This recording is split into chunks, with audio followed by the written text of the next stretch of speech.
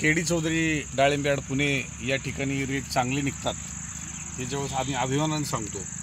आणि खऱ्या अर्थानं पुण्यामधला ग्राहक कोणत्या मालाला पसंती करतो तर त्या क्वालिटीची बाग ही आज मी इथं पाहायला येत असताना खऱ्या अर्थानं विजयराव रायकर हे आपल्या दुकानामध्ये 3 दिवस सातत्याने येत आहेत.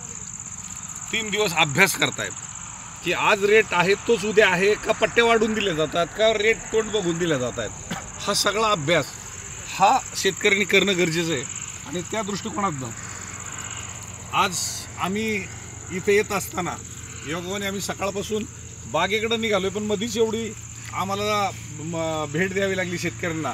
आणि जसं जसं जवळ येत होतो सगळ्यांना कळत होतं ना आम्ही तिथं थांबत होतो. पण सकाळी 5-5:30 वाजता निर्णय झालेला, संध्याकाळी 5 वाजता आम्ही आमच्या बागेत 12 तासांनी. विजयराव माझ्याबरोबर 12 तास बरोबर आहेत. पण सचिनराव रायकर ही व्यक्ती मला ज्यावेळेस संभाजीनगर जिल्ह्यामध्ये पैठण तालुक्यामध्ये तुपेवाडीला मी ज्या बागेमध्ये शरद किंग पाहायला गेलो होतो त्या ठिकाणी भेट झाली होती. आणि मला अभिमान वाटतो शरद किंगसुद्धा आम्ही अशीच बघितली होती. जो फळ आज आम्हाला हे दिसतंय हे मोठं फळ वाटतंय आपल्याला, पण ह्याची सुरुवात इथनं होती 200-250 आणि 500-600 ग्रॅमची फळं होती. पण आपण कुठली व्हरायटी लावावी आणि कोणत्या पद्धतीने शेती करावी हे ज्यावेळेस आपल्याला अनुभवायचं असतं त्यावेळेस एक दुसऱ्याचं मार्गदर्शन घ्यायचं असतं. आज सचिनराव रायकर हे सर्वांचे गुरु आहेत. आज विजयराव असतील त्यांचे सगळे परिवार असेल, एक निर्णय झाला त्या निर्णयाला बांधील राहणारी ही सगळी मंडळी सचिनराव रायकरांच्या निर्णयाशी सहमत होतात. आणि मार्केटिंग असेल किंवा नवनवीन आपल्याला व्हरायटीचा संशोधन करायचं असेल ह्या सगळ्या गोष्टीत हे सातत्यानं एक दुसऱ्याची मिटिंग घेऊन ही मंडळी काम करतात आणि आम्हाला अभिमान आहे. तर आज ह्या बागेत आल्यानंतर मी तर सांगेल की फॅक्टरीमध्ये एखाद्या प्रॉडक्टला कलर जसा देण्यात येतो तसा निसर्गाच्या फॅक्टरीमध्ये या फळांना कलर दिला गेलेला आहे विजयराव. आणि ही तुमची भले छोटी बाग आहे का मोठी बाग आहे, पण ज्या बागेवरती तुम्ही मनापासून प्रेम केलेलं आहे आणि त्या बागेत मला येण्याचा आज योग आला, मी माझं भाग्य समजतो. पण आज मला हे सांगा की शेवट आपला माल जो लहान साईजचा आहे तो आपण नंतर पण विरळू शकतो, पण जेव्हा जागेवरती माल आपण देणार आहे ती कलर आलेले गोट्या सगळ्या आहेत ह्या सगळ्या गायब होणार आहेत. पण ह्या ज्यावेळेस गोट्या गायब होते त्याचं वजन वाढायचं तर थांबणार आहे. आणि ज्या वेळेस परिस्थितीत तो माल पुढे येईल त्यावेळेस अजून रेट वाढलेले असतील. पण आज तुम्ही अभ्यास केला तर त्या मार्केटिंगच्या अभ्यासमध्ये तुमच्या काय भावना तयार झाल्या. आज शेतात बांधापर्यंत मी आलेलो आहे आणि तुम्ही मार्केटपर्यंत आज व्यापार पाहिलेला, तुमच्या काय भावना झालेल्या आहेत. मार्केटमध्ये रेट भेटतोच असं आपल्या माल जास्त क्वालिटी आहे त्याप्रमाणे तिथं रेट भेटतोच. आता जशी साईज आहे कलर आहे त्या म्हणजे आज मी मार्केटला पाहिलं की 300 पर्यंत रेट भेटलेला आहे. 130-35 रुपये गोटीने रेट स्टार्ट झाला. आणि तो जो गोटीचा जर आपण माल मागं ठेवला तर साधारणतः 160-170नी ही स्टार्ट झालेल्या बरेचसे लॉट होते. 300 रुपयाच्या वर 210 रुपयाचं ॲव्हरेज पडलं. साधारणतः मी आज पाहिलं मार्केटला ही एवढी 110ने गेली. 110-12 या मापात 70 ग्रॅम 110 आहे. 110-12 आणि साधारणतः 100-150 ग्रॅम 140-150 रुपये 150 ग्रॅमच्या पुढं. आणि ह्याच मापात जर हिरो जरी असत तरी ते 50-60 रुपये 40-45-50 एकदम काळं झालेली आज व्हिडिओ प्रसारित झालेली आहे. 34 रुपयाने अगदी ते लाकूड झालेलं विकलेलं आहे. आणि अजून तर गणपती नाही. गणपती ज्यावेळेस खऱ्या अर्थानं येईल त्यावेळेस लहान मुलांचा अजून डिमांड वाढणार. त्यामुळं आज मी या बागेमध्ये येत असताना एक समाधान एकच आहे की भले जागेवर सौदा होऊ द्या किंवा मार्केट करू द्या, पण माझा शेतकरी तो मनामध्ये कोणती शंका न राहता एक शंकेचं समाधान करून जागेवर द्यावं किंवा शंकेचं समाधान करून मार्केटपर्यंत यावं. शेवट आज लाखो रुपये लोकांचे वाढलेले. तुम्हाला मी गाडीत येता येता एका शेतकऱ्याचा मागल्या वर्षीचा अनुभव सांगितला.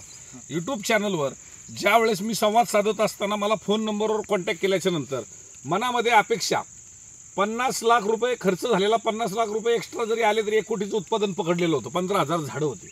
आणि आज मागच्या वर्षी त्यांचं 2,75 लाखाचं उत्पन्न झालं. हे शेतकऱ्यांनी आज ऑडिओ क्लिपमध्ये येतानाच आम्ही ऐकलं. तर माझा एकच हेतू आहे की लाखो रुपये वाढत आहेत पण जात आहेत कुठं, शेतकऱ्याच्या खिशातच जात आहेत. आणि शेतकऱ्याच्या खिशात जाताना आज ते लाखो रुपये वाढत आहेत, पण उद्याचा निसर्ग काय, उद्याचं मार्केट काय, उद्याचं भविष्य काय, उद्या मंदी का तेजी आहे. पण पुढच्या वर्षाचे जर पैसे मी मार्केटिंगमध्ये करत असेल तर मला सांगा आज MPCची परीक्षा देत आहेत. MPCची परीक्षा देतात आणि या भागामध्ये तुमच्याच त्यांनी अनुभव सांगितलं की 4-5 PSI पिया आहे, हो. गरीब कुटुंब आहे, 3.5 एकराची शेती आहे. मोठा शेतकरी असेल त्याला पैसा कसाही उपलब्ध होऊ शकतो, पण छोट्या शेतकऱ्याच्या व्यथा खूप मोठ्या आहेत. आणि आई वडील आपले शेतात काम करतायत आणि आई वडील शेतात काम करत असताना आपण पुण्यात जरी असेल तरी त्याचा 1-1 रुपया कष्टाचा जो कमवलेला तो चांगल्या मार्गी जर लावला, शिक्षण चांगलं घेतलं तर उद्याची पिढी ही एक चांगली अधिकारी बनू शकते. आणि म्हणून मी आज या बागेपर्यंत येत असताना मला पण अभिमान होतोय. तर असे ह्या ज्या काही बागा आहेत त्याचा नक्कीच आपण अभ्यास केला पाहिजे. आज सचिनराव तुम्ही आता मार्गदर्शन करता, तुम्ही मार्केटिंग आणि जागेबद्दल कसं पाहताय? नाही, मी तर म्हणजे 5 वर्ष झालं जवळजवळ जागेवर द्यायचं बंदच केलेलं आहे. मी मार्केटिंगच करतोय. म्हणजे मार्केट कोणचं पण असू द्या, कोणते असू द्या, मी म्हणत नाही. पुन्हा असेल, आळेफाटा असेल, राहता असेल, मुंबई असेल, कोणतं कुठलंही पण मार्केटिंग असेल, पण जागेवरच माल देणं ही बंद केलेलं आहे. कारण मार्केटमध्ये गेल्यानंतर तुमच्या ह्या पण मालाचे पैसे होणार आहेत आणि तुमच्या ह्या पण मालाचे पैसे होणार आहेत. पण आलेला माल जरी रोळून जर मार्केटमध्ये नेला, दिवस वाढतात, पुढं जे गणपती पित्तरपाट येणार आहेत त्या टायमाला हायस्ट रेट भेटणार आहेत ना, तर ती रेटपर्यंत आपण जाऊन पोहोचू शकतो. पुढं गणपती आहेत, आणि पित्तरपाट आहे, नवरात्र आहे, नवरात्र आहे, म्हणजे पुढचा जो महिना आहे तो पूर्णच पुढं उत्तर भारतात ज्योती असं नाही, हो. छट पूजा आहे, आहे. परत हे दीपावलीला. तुम्हाला आम्ही उघडं करून दाखवलेलं आहे सगळं, की हे तुमचा फायदा होणार आहे. ते आपल्याला लुटत होते थोडक्यात, जी जागा होणार आहे आपल्याला माहिती नव्हतं. त्यामुळे कुठलीही मार्केट करा, मी म्हणत नाही की आमचंच मार्केट करा, नाही, पण मार्केटचा सर्वे करा. मार्केटचा सर्वे करा. आज तुम्ही जसं 3 दिवस सर्वे केला तसं आता तुम्ही इतर मार्केटचा सर्वे झाला का? ह्यांचा 4-5 मार्केटचा अभ्यास झाला, तुमचा किती मार्केटचा अभ्यास झाला? मी तिथंच फिरलोय फक्त, कारण की आता सारखं कॉन्टॅक्टवर होतं सारखं. बर, मग त्यांच्या नजरेत आज आपण पाहिलेल्या मार्केटमध्ये काय त्रुटी जाणवली आपल्याला? ते नाही असं काय. हा, मग आता एकदा गुरुवर्यांना पण घेऊन आलं पाहिजे. हो. माझा माल आलेला आहे सर तुमच्याकडे, लय वेळेस आलेला नाही, पण तुम्ही स्वतः आलेला आहे का? नाही आता. हो, हा, ठीक आहे. हो, आता काय होतं, दररोज एवढे शेतकरी 100, 200, 300 शेतकरी असतात, त्यामुळे माझा डायरेक्ट तिथं येताना आपलं बोलणं झालं नसेल. आता माझंच नशीब की तुम्ही भेटलात. म्हणजे मी 3 दिवस झालं जातोय, यांची भेटच होत नव्हती. नाही, मी भरपूर वेळेस आलेला आहे. हा, पण आज खऱ्या अर्थानं मी नाशिकचा दौरा आटपून म्हणलं चला आज काही या ठिकाणी कर्जत तालुक्यात यायचं होतं. पण आज इथं येत असताना मलाही आज चांगल्या गुरुवर्यांचं भेट झाली, जे डाळिंब क्षेत्रामध्ये सगळ्यांना मार्गदर्शन करतात आणि सगळ्यांना पुढे घेऊन जातात. आणि अशीच एकोपा, अशाच विचाराचा एकोपा, शेवट पैसा देवाणघेवाण होऊ शकते, पण विचाराची देवाणघेवाण ही पैशापेक्षा मोठी असते. आज मी पण आमचे बंधू आहेत, त्यांचे पण बाग आहेत, सगळ्यांकडे बाग आहे. सगळे सगळ्यांना एकदा घेऊन या, हो. सगळ्यांना घेऊन या. ज्यांच्या पहिल्या वर्षाला येतं त्यांच्यासारखी काही शेतकरी दुसऱ्या वर्षाला येतं. आता आपल्याकडे झालेलं आहे. ठीक आहे, म्हणजे आपल्याकडे येणार हे शिंदे आहेत, आपण भेटलो होतो पण त्यांचे वडील येत होते मार्केटला, त्याच्यामुळे तुमची त्याची भेट नाही झाली. ठीक आहे, काय हरकत नाही. बोललो होतो ना, शेत तुमच्याकडे. हा, ठीक आहे. बऱ्यापैकी आज व्हिडिओ यासाठी प्रसारित करण्याचं कारण एकच आहे की द्विधा मनस्थिती आहे, जागेवर द्यावं का मार्केटला द्यावं, आणि उद्या मालावर टिपका येईल का. पण शेवट आता हे अभ्यासू शेतकरी अशा वातावरणामध्ये टिपका न येईल ही काळजी घेऊन तुम्ही मार्केटिंग केलं पाहिजे, एवढंच या निमित्ताने सांगतो. धन्यवाद.